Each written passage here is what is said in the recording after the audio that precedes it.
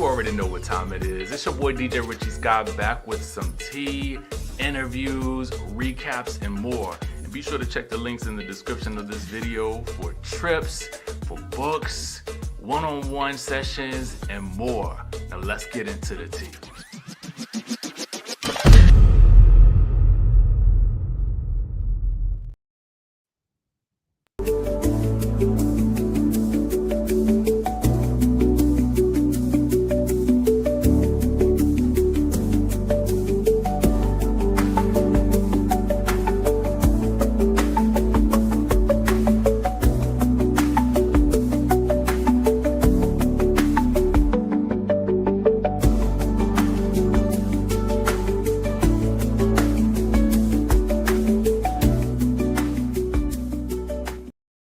What's going on, Scott Squad? We are back in the building for a little impromptu live. I told you I would sort of talk about this earlier, but I was like, what we gonna really do? What we gonna do? What we gonna do? What we gonna do?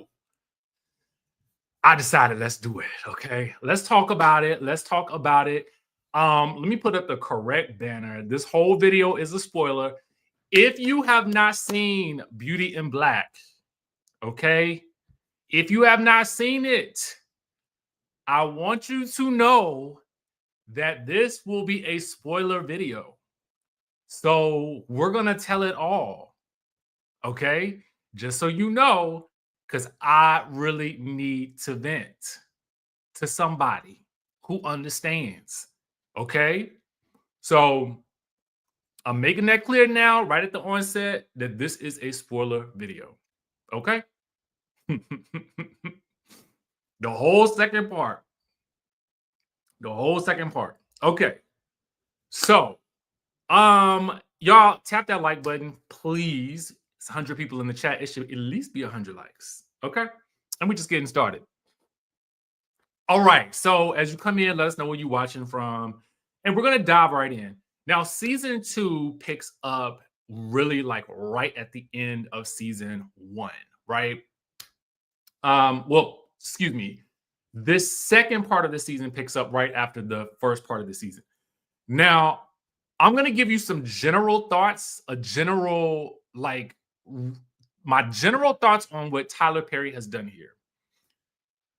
Okay, so Beauty in Black, when you watch this second half of this season, the first part I was thinking, oh, this is kind of a drama, right? This is, it's obviously kind of reminiscent of several other Tyler Perry productions. I think it most reminds me of All the Queen's Men a little bit, probably because of the strip club angle. But outside of that, there's just a general sense of ruthlessness all around, okay? A general sense of ruthlessness all around, period. And for me, as a viewer, everybody seemed angry, okay? I thought that in the first part. I definitely thought it in the second. The most likable character is in the bed the entire show, okay? The most likable, and you know what? In order to really hit this home, hit this over the head. Let's hit it over the head, okay? Because it's several little things that felt like, hold on, let me show you the character that's in the bed the entire series, except for the last episode. Because I just feel like, how Sway? Why is Rain in the bed the entire show? Rain is in the entire bed, okay?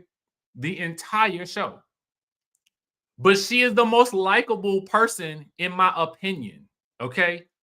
Now, granted, you see Kimmy running around, Kimmy being one of the star characters.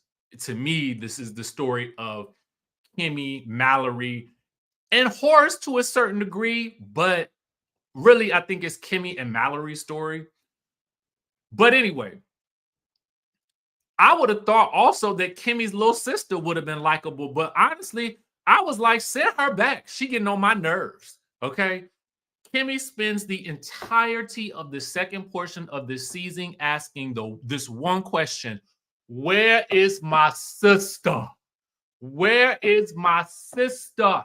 Where is my sister? I don't know. Okay. I hope you find her. Goodness, Lord, help us. Please find this sister. Okay. And I don't know what it is, but there is something, because I don't watch a lot of the other Tyler Perry shows. And let me say this also too, as a writer, as someone who hopes to get to the place where Tyler Perry is, I do not want to come across like somebody who is hating. I'm just to me, I'm just watching the show. Okay. I am watching the show as a viewer, and I'm just questioning why there are so many, hey, what's up? Okay. Are you sure? Yeah. What are you doing? Nothing. Are you sure about that?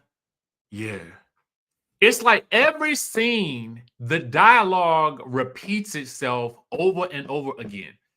And I'm not going to blame that entirely on Tyler Perry, because I had heard that there was I'm going to say an alleged mandate, okay? An alleged mandate that was handed out. I've read this somewhere, where Netflix was allegedly asking their creators to, I don't want to say dumb down their dialogue on shows, but definitely to make it so simple that a person who is always on their phone will get it, because they know that viewers are distracted by their phones.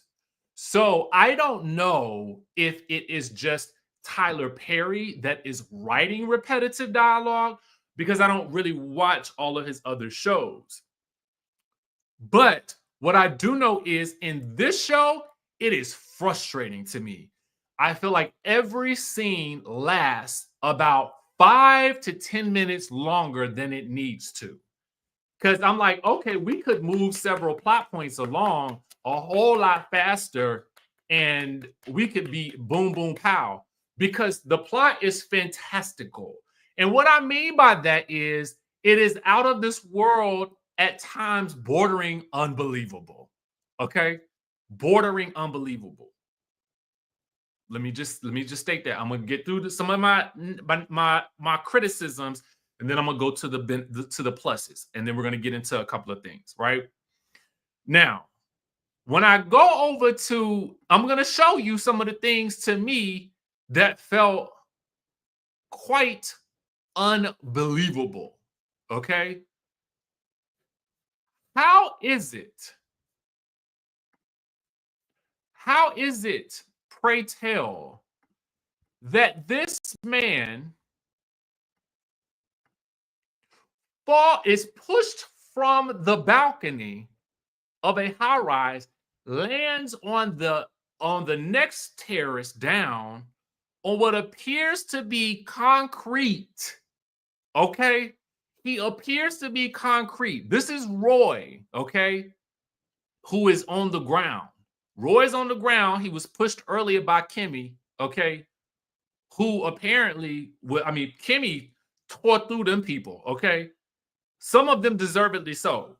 Body deserved it. Delinda deserved it. Delinda definitely deserved it, okay? No shade, and this is not me advocating for, the pow-pows, but baby, let me tell you something. I was relieved when she got to Delinda, okay?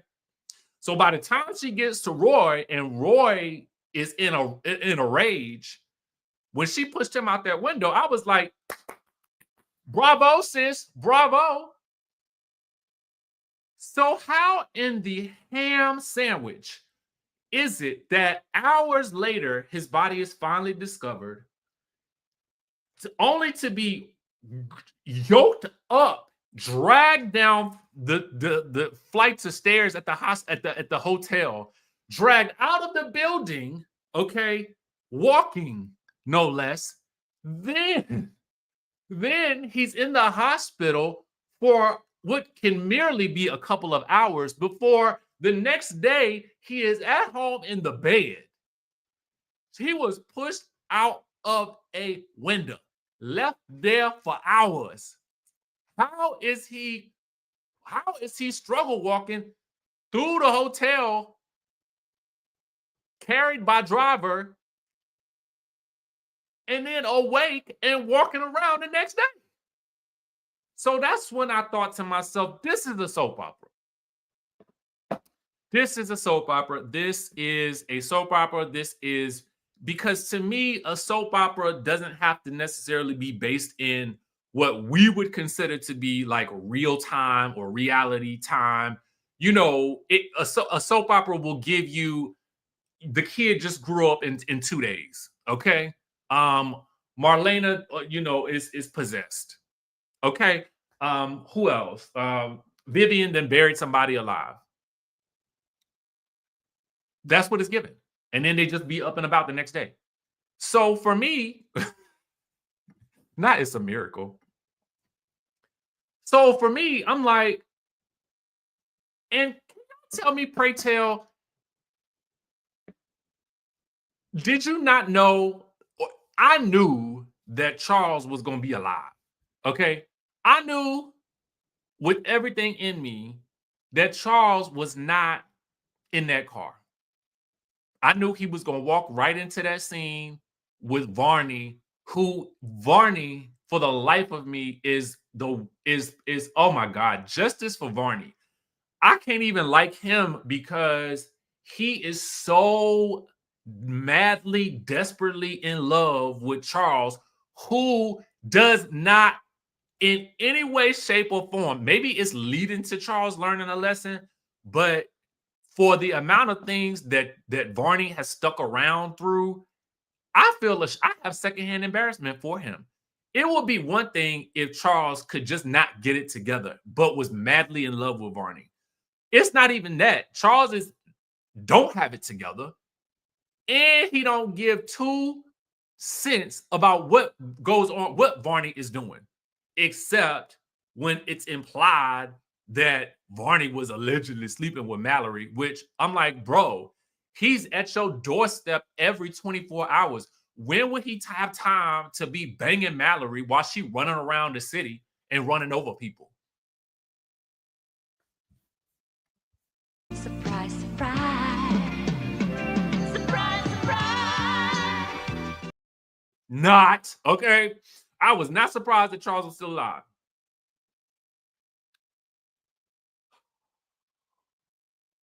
There are so many points of like at times what felt like it was bordering on like just it was so much. It was so much. Okay. Um Kimmy, we are told that Kimmy, when she gets angry, nothing is going to stop her. We've been leading up to this all season. And granted, she did cancel a couple of people. Okay. And again, justly so. But then when it counted, she could never fight. This girl, this stripper is beating you down, and you just sitting there taking it, and then you gonna apologize to Jules? Like what? How? How don't nobody know that Jules is working for everybody and none of them are safe? How do none of them know that? Mallory did not even react when she found out that it was Jules who connected Roy and Kimmy. I'm expecting her to smack the piss out of him. I really was. If anybody's going to get it at that point in time, it should definitely be Jules by somebody. But Jules never gets his, okay? Even when Horace confronts him, Horace passes out. I was sure enough certain that Horace was going to haul off and pop Jules with that cane. The same way he was popping on Rain's behind up in that hospital. So I'm like, You ain't gonna smack the mess out of him after you running around the city looking for Kimmy, the man who put Kimmy in your husband's life. You just sitting there looking at him like, I was like, girl, like this is when I need you to be Mallory. Be the Mallory that, as mean as Mallory has been all season, and for the way they talk about how she's gonna go off and rip somebody to shreds. This is when I needed to see it. That's when I needed to see it. I mean, because right now the baddest thing walking and talking is Kimmy, and she iffy on that one. Oh, the other baddest thing walking, or the wannabe baddest thing walking, is Olivia, Miss Debbie Morgan. Let me tell you something. I just cannot. Debbie.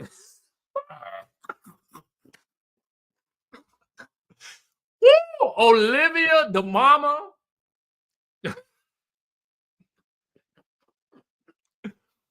I feel like every time in this show they want to communicate that somebody is stepping into even darker territory, he has them pull out a cigarette.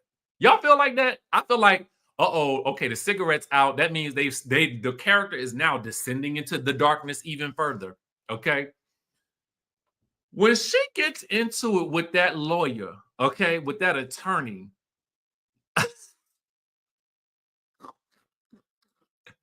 and she get the pummeling that attorney lady upside the head in the face, Lena. I was like, what? Then she goes on her phone real quick. I ain't never seen the likes of which somebody her age is like, and that ain't no shade. Somebody at her experience level is like, do. Here you go. Here's the footage of you. I done made you into a meme, girl. Okay, just that quick. And when she told her little boy toy to get in the bag, I was so confused because I was like, what is happening? What was he supposed to be doing? It didn't occur to me until like I processed this. I was like, she really, she gonna make him get into a bag, a guard, like they gonna do him in. This is real B613 style right here. Okay, it's really giving B613. Can I also say justice for Gillian? Jillian, I think that's her name. Oh my God. They got this girl. I feel so bad for she is running around like Golem. Okay? Golem. Golem. Do you know who Golem is? Do I still got a thing up? This is who she acting like. Okay. Every time you see her, she be hunched over, following, what's his name? She be hunched over, following around Calvin like some sort of like sick love slave. I just be like, girl, like you ain't got no. I mean, she about as bad as Barney, to be honest with you. They both running around acting like Gollum. I'm like, y'all can. I mean, get it together. Some self-respect, please, please.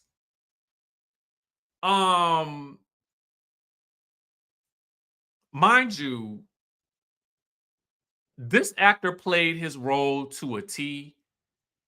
Whoever Julian Horton is that plays Roy, I can't stand the sight of Roy. I cannot stand the sight. Every time I see Roy in a scene, I'm just disgusted. I'm just already disgusted. He ain't even got to say nothing. I'm disgusted. I'm just this. I've never encountered a character on a show that I just can't stand the sight of.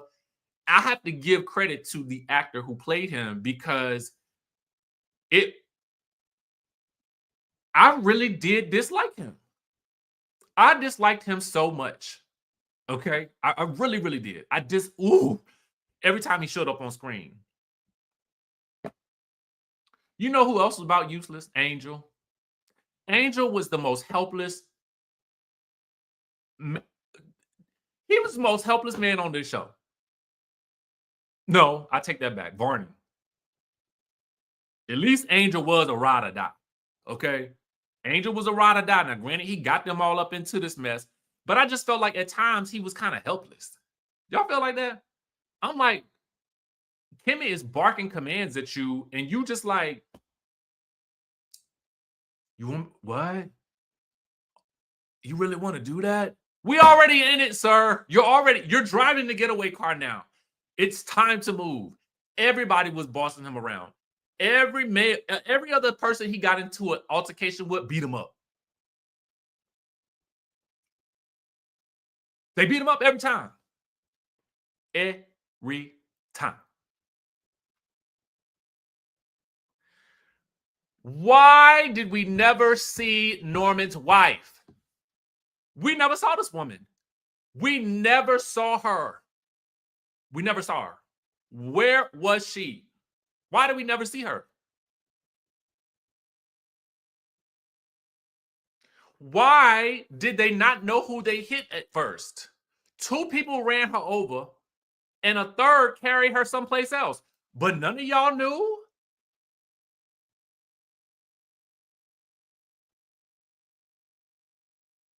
My wife is dead. Where's my sister? My wife is dead. Where's my sister? My wife. Those 2 lines encapsulate the entirety of part 2 of season 1. Okay.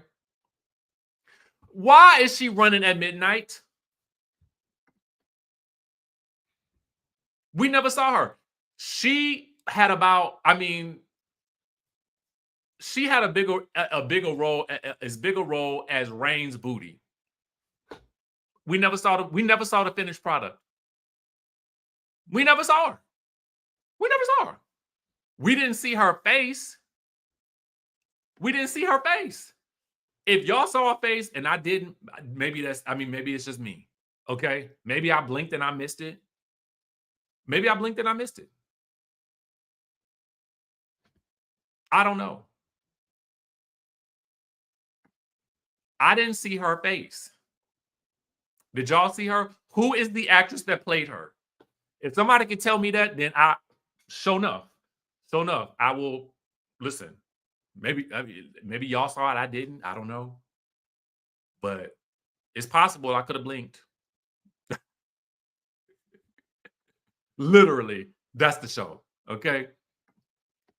Now, let me give you guys the positives that I do find with this show. It is undeniably bingeable. It is undeniably so out of this world that you cannot help but watch to see what happens. At least I knew this entire series that this whole thing was leading to Horace wanting to marry Kimmy. That is what I suspected this entire time. I just felt like that's where this was going. I think we got more into the specifics of the stipulations of the will in this part of the season, but I always felt like this was leading to Kimmy and Horace getting married. That's what I feel. And so as it starts to get closer to that buildup, I'm really not surprised. I mean, obviously the family is, because they're not privy to all these other things that are happening, which is also wild. But I just, when we do get to that point and the sister has finally been found. She was stashed in a closet the entire time. Well, not the entire time, but half the time. It was a satisfying moment at the finale. It was a satisfying moment to see all of their faces, especially because I felt like Kimmy stepped into her power. Now, granted, Kimmy has left a trail of bodies in her wake, not to mention the newest body, which was the girl's father, who was in the car that she stole, trying to get away. You know what I'm saying? So there's a random man that's now incapacitated. We don't know if he's dead or not. Apparently he might be, but now she's got a whole nother situation in addition to the other bodies left in her wake. So it was nice to see her at the end, like, Yeah, Jules. Yeah. Yeah, my ninja. Yeah. Try to hit me again. I got you. I got you. It was good to see that moment at the end. It's a shame that Angel ain't get to see it because he got carted off as helpless as he always is. Okay. Um, it was good to see it was good to see Roy's face. It was good to see everybody's face as she stepped into her new wife role. Okay. So I'm interested to see where we go with season 2. And again, I felt like this is where, again, this part of the season felt definitely, I was like, aha, this is more of a soap opera than just a regular drama. And again, the soap elements being the more fantastical elements that I felt like were unimaginable, not real, not so realistic. Granted, a lot of what we see in dramas on TV are not realistic, but this probably veers more into soap land to me. But that's just my opinion. Um, so we have several loose threads that we do need to tie up for this whole situation. Um, where in the world, I mean, when will Norman figure out who actually killed his wife, who ran her over, who ran her over twice? When will we find that out? What's going to happen with the case, with the lawsuit against the company? How will Kimmy manage that? What's going on with Horace's health? How long will he be around? Because that's a huge question. What's going to happen with Angel? Because they think he is the one who stole the car. Is Barney going to continue to chase Charles? And is Charles going to continue to run faster than anybody else on the planet because he don't want to be with that man? Is Roy going to go to rehab? And are Olivia and Norman going to off each other? Like, I mean, I just want to know what's going to happen with Calvin and Mallory. We don't know that because they got a thing going on. And why has nobody figured out that Jules is their common enemy? Is anybody going to figure that out? Jules is working for all of y'all, but for none of y'all at the same time. Ain't nobody going to do nothing about that. So I hope that some of these things are answered in season 2. Again, let me tell y'all something. Me giving this critique does not mean that I value the work any less, right?